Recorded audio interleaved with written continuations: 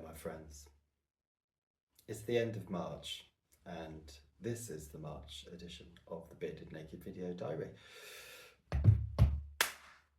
What was I going to talk about this month? There's a lot of things I've been thinking of talking about this month, and that's partly the theme of this diary this month.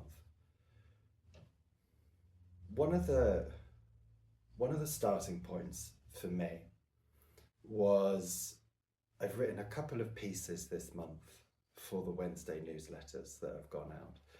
One of those pieces was about conformity and why conformity doesn't necessarily work for a lot of people, and that's me included on that.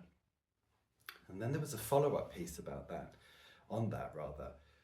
which was about your own sense of personal values, the things that you stand for, perhaps the things that you'll fall for as well. And these two things, as I've kind of had them rolling around in my thoughts and examining my own attitudes towards them and examining them through the lens of yoga, examining them through the lens of my life, it's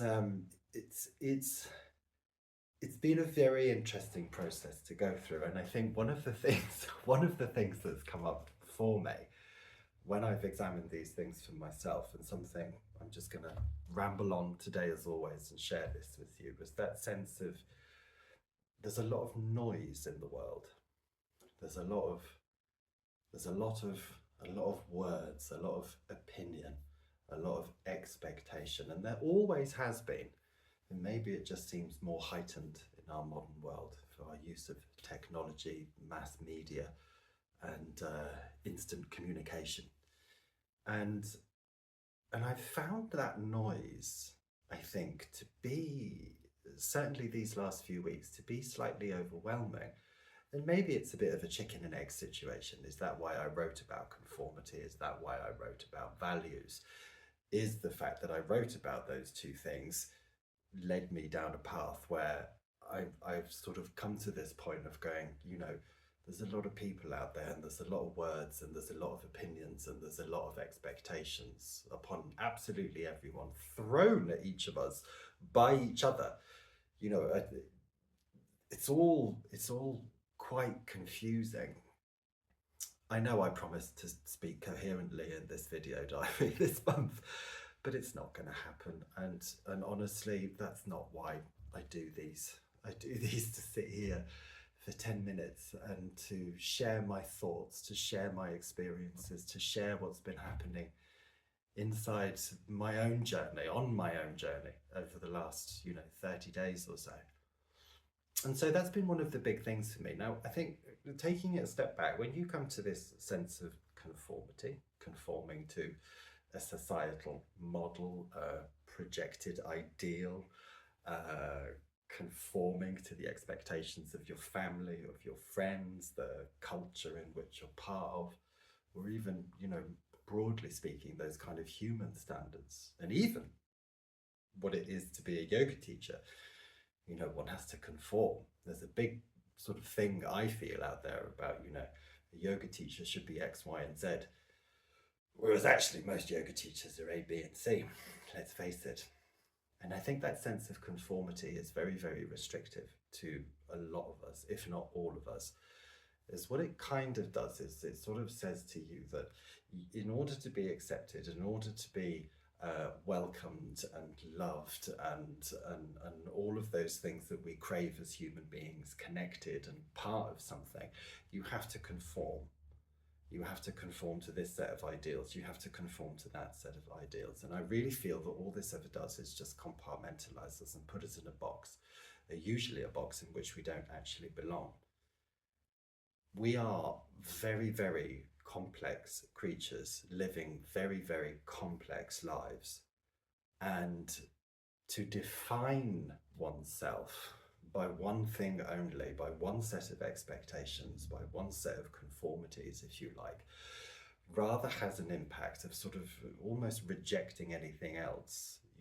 As soon as a person says, I am this, you create the possibility for the opposite to be true. And within those two things, there becomes a tension, there becomes a tightness within the experience of life, within one's psychological experience of oneself, that mental landscape. And that tension is the complete antithesis of yoga itself. Yoga is union. Yoga is about bringing all parts of yourself together into a unified whole. And it's a very interesting little mental journey to go on, to examine oneself within how do I conform? Do I conform at all? Do I actively take a path of non-conformity? And perhaps is that path tied up with a little bit of, I've referred to it as a sense of childish rebellion. And I don't mean that in a diminutive kind of dismissive sort of way, but that sense of sticking your middle finger up just for the sake of sticking your middle finger up. And that's absolutely fine as well. And again, it just brings me back to this thing that we are very complex creatures living very complex lives, every single person. And life isn't quite so black and white. And I think that kind of leads me on to this sense of our personal values. Now, my values are going to be very, very different to yours. And my values have changed over the years. Of course they have. Nothing ever stays fixed for very long. And again, nothing's ever quite so black and white in all of this. I referred to this. I remember a conversation I had years ago when I had a standard conventional career, let's call it that. I was talking to my director one day. And I'd been having a lot of problems at work, a lot of stress, and was under a huge amount of pressure. And I had in effect started to crumble under some of that. And having this very open and very frank conversation with my director, wonderful, absolutely wonderful woman. I remember this thing that she said to me was, at certain points in your life, you've got to re-examine what's important for you and what your own set of values are. Those things that you do want to stand for, those things that you might fall for. What do those values mean to you? How does the way you live your life reflect your own personal values? Now, a lot of my values are drawn from simply my life experiences, the situations and circumstances that I've gone through. I feel within myself there are certain things that for me feel right, and there are certain things that for me don't necessarily feel right. I've also been on a very long journey and continue on a long journey, almost 15 years now, of examining myself, my behavior, my values, my life through that lens of yoga, which adds a very interesting dimension to it. Now, I would never say that just because yoga says X, that's the absolute God-given sworn truth on all of this. Yoga has always taught us to examine ourselves through our own lens. And that lens that may be colored with the information, with the philosophy that we get from yoga, those points and principles that are enshrined, let's say, within the 8 limbs of yoga, the attitudes to oneself, the attitudes to one's environments and the circumstances that you find yourself in, the yamas and the niyamas. These are fairly common things.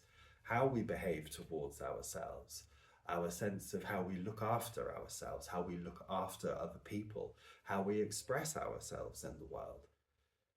Now, these are fairly common to everyone. These are absolutely applicable to everyone. But their terms of reference, their context in which these are examined and then applied to one's existence are going to be completely different for everyone. So that's always a very interesting thing, isn't it? Does anything have the answer? No, you have got the answers. There's no real point to this diary this month. I haven't got anything profound to say. It's just a sharing of where I've been on this journey for the last month. I think one thing I found incredibly interesting, I'm coming near to the end of my 100 days challenge in the gym, and what I found quite remarkable is waking myself up so early every day and having that disciplined routine of going to the gym. This is what I'm doing. You know, the activity that happens there is very, very repetitive. Pick up heavy things, push heavy things, lift heavy things, put the weights on, take the weights off, blah, blah, blah. It frees up a huge amount of mental space. And in that repetition, that's where the good stuff in your mind starts coming up. And I am really, really valuing that experience. And maybe I'm in a bit of a time at the minute where I am examining my own values again. And what do I stand for? What are the things that are important to me? Has some of that shifted? Has some of that remained the same? And I'll let you know as things go. I am just going to make a point today as well. I was talking to a friend on social media last month who's seen the first couple of these video diaries, January and February. And he said to me that he was looking forward to hearing my thoughts on naturism. And I've kind of been thinking about this. First of all, I understand how completely paradoxical it may seem for me to sit here and talk about naturism when I'm fully clothed. And that's fine. Life isn't black and white. And that's okay. I think one of the things that came up for me about that, and I will talk about this more, because I do think it's an important point to pick up on, you know, naturism, like anything in life, is it's something to be lived, and it's something to be experienced for the individual. It's something to be practiced, if you like, according to one's own set of values about how that works. And I don't believe that that should be influenced by anyone else's opinion, viewpoint, or their own personal set of values. Anything in this life that you come to, you've got to establish yourself in it. It's very, very easy to get caught up in that noise of the world. Opinions, everyone's got an opinion. Everybody thinks you should be doing that. Everybody thinks you shouldn't be doing this. You've got to bring it back to yourself every time, periodically. Whether you find yourself in a period of life that's filled with great change and transformation, and you're evaluating everything that's happened in your life and where you want to go in your life, whether or not it's a periodic thing that happens for all of us. You know, change is truly the only constant in all of this. It's important. For me, it's important. If those periods of time come, when you reflect upon yourself, when you reflect upon where you're going, the things that you might want to achieve, the things that you've achieved in the past, it's always important to look at it with a very kind eye and a very, very kind heart. My favourite philosopher, my beloved Alan Watts, very famously quoted as saying that you are under no obligation to be the same person that you were 5 minutes ago. And he's absolutely right. Within a heartbeat, your sense of what's important to you can change. Your sense of conforming to an ideal that's pushed upon you, projected upon you, expected of you, can change within an absolute heartbeat. And I think that's the beautiful thing about all of this. Be open to the possibility. Be open to the possibility of something different. And I guess always be a little bit wary of saying you are one thing or saying you are something else. Do not create any tension or tightness in your life. Don't create a duality between this or between that. Another philosopher I have a huge amount of time for, an American Franciscan friar known as Richard Rohr, I'm not sure I'm pronouncing his surname correctly there, he's written a fair few number of books. One of the things that he wrote about, I must remember the name of it, Falling Upwards, wonderful, wonderful book. He said, you know, instead of being so dogmatic, instead of thinking it's this or it's that, understand that within that space, it's both. If one thing exists, you can be certain that the other thing exists. And between those two is a relationship, and that can be a relationship of connectivity, of respect, of honoring, or it can be a relationship that's filled with tension and tightness. And nobody really wants that in their life. We all want to feel truly connected to who we are as a totality, as a complete human being, physical, mental, emotional, and spiritual. And that's all I have to say this month. It's been a wonderful month. I'm recording this on March the 30th, and April is on his way, and it feels like spring has truly sprung in the air. And if nothing else, this time of year teaches us teaches us the very thing that I've half-assed got around to making the point about, is that all things change, and we have to change with them. And a little bit of self-examination, a little bit of establishing who you are within that realm of yourself, within the realm of your own existence, is quite possibly one of the most beneficial things you can ever do. Thank you for listening, and thank you for watching once again. You can always join me for a class. Go to thebeardednakedyogi.com. You'll find our entire weekly schedule. We've got a few events happening this year, and I would love to meet many of you in person, where you can get to sit around the dinner table with me and your fellow yogis and listen to me ramble on in person. You're amazing. If you've watched this, thank you very, very much. Big love to you all.